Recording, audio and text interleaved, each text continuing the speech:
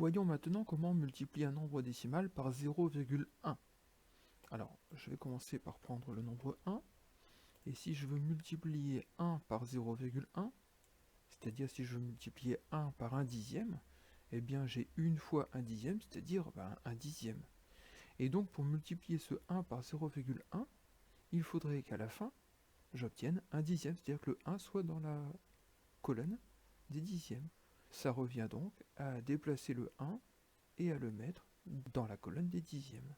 Si maintenant le 1 était déjà dans le rang des dixièmes, si je veux multiplier ce nombre 0,1 par 0,1, c'est-à-dire si je veux prendre 1 dixième fois 1 dixième,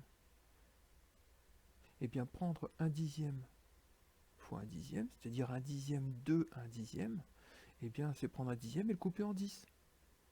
Mais si je coupe 1 dixième en 10, j'obtiens bien 1 centième. Et donc là encore, si je veux multiplier 0,1 par 0,1, je vais à nouveau déplacer le 1 dans le rang qui est juste à sa droite. Je vais déplacer le chiffre de 1 rang vers la droite pour obtenir les centièmes. Et ainsi de suite pour n'importe quelle position initiale du chiffre 1.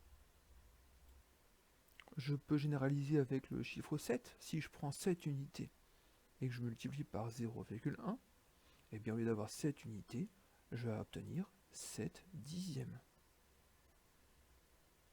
J'ai à nouveau décalé le chiffre 7 d'un rang vers la droite. Et si maintenant je veux multiplier 12,34 par 0,1, eh bien le 1 qui est dans la colonne des dizaines, je le multiplie par 0,1 et il va se retrouver dans la colonne des unités.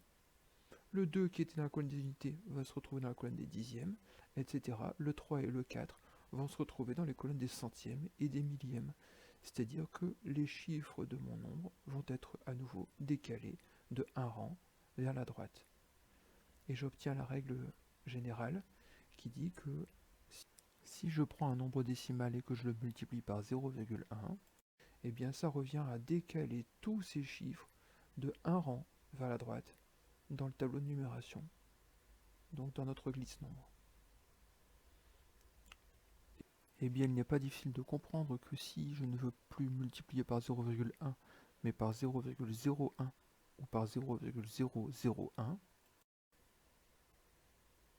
eh bien il ne sera pas difficile de comprendre que si au lieu de multiplier par 0,1, c'est-à-dire 1 dixième, je veux multiplier par 0,01, c'est-à-dire 1 centième, que au lieu de décaler les chiffres de 1 rang vers la gauche, eh bien je vais les décaler de 2 rangs vers la gauche quand je multiplierai par 1 centième. Et si je veux multiplier par 0,001, c'est-à-dire 1 millième, eh bien je vais cette fois-ci décaler les chiffres de 1, 2 et 3 rangs vers la gauche.